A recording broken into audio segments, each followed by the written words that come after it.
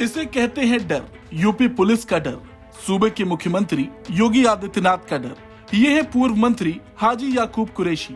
ये वही याकूब कुरैशी हैं जिनके नाम की तूती बोलती थी। एक ऐसा वक्त था कि याकूब कुरैशी के सामने परिंदा भी पर मारने से घबराता था, लेकिन अब याकूब को डर सता रहा है। योगी पुलिस याकूब कुरैशी पर ताबड़तोड़ एक्शन में जुटी है। कभी संपत्ति जब्त कर ली जाती है तो कभी बुलडोजर चला दिया जाता है। याकूब के अवैध बूचड़खानों पर पहले से ही ताला लगा है। अवैध बूचड़खाने की वजह से याकूब की कमाई करोड़ों में थी, लेकिन आज वो खौफ में जी रहा है।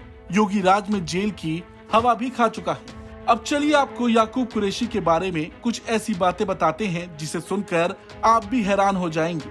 कद्दावर नेता रहे याकूब कुरैशी की कहानी एकदम फिल्मी है। कभी साइकिल पर नींबू और गुड़ बेचने वाले याकूब कुरैशी बड़े राजनेता बन गए।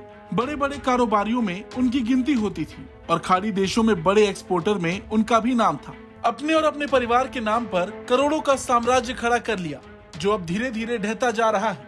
अब तक की कार्रवाई में याकूब कुरैशी की 156 करोड़ रुपए की संपत्ति जब्त हो चुकी है। दावों की माने तो याकूब कुरैशी ने अपने ताऊ हकीमुद्दीन से इंस्पायर होकर राजनीति में प्रवेश किया था।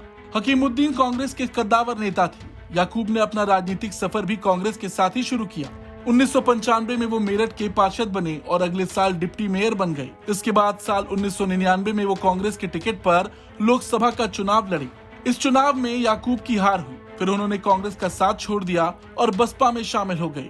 उसी के टिकट पर साल 2002 में खरखौदा से विधायक बनकर यूपी विधानसभा पहुंचे। उन्हें यूपी कैबिनेट में भी जगह मिली। साल 2007 में अपनी पार्टी यूनाइटेड डेमोक्रेटिक फ्रंट के टिकट पर मेरठ से विधायक बने, लेकिन 2012 के विधानसभा चुनाव में हार गए। इसके बाद उन्होंने साल 2014 में मुरादाबाद से लोकसभा का चुनाव लड़ा, लेकिन इसमें भी सफलता नहीं मिली। तो 2017 में यूपी विधानसभा चुनाव में मेरठ दक्षिण से किस्मत आजमाई। हालांकि इसमें भी उनको हार का सामना करना पड़ा। 2019 में एक बार फिर वो बसपा के टिकट पर मेरठ लोकसभा सीट से चुनावी मैदान में उतरे और एक बार फिर हार मिली। हालांकि याकूब कुरैशी का विवादों से भी गहरा नाता रहा।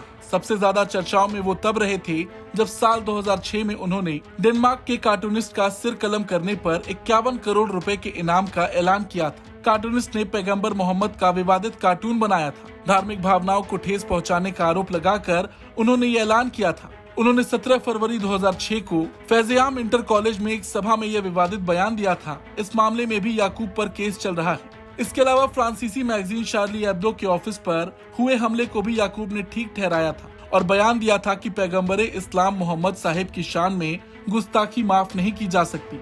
लेकिन दावों की माने तो याकूब कुरैशी अब खौफ के साए में जी रहे हैं। जिस स्पीड से उनके खिलाफ कार्रवाई चल रही है, उससे तो लगता है कि आने वाले समय में उनके पास कुछ भी नहीं बचेगा।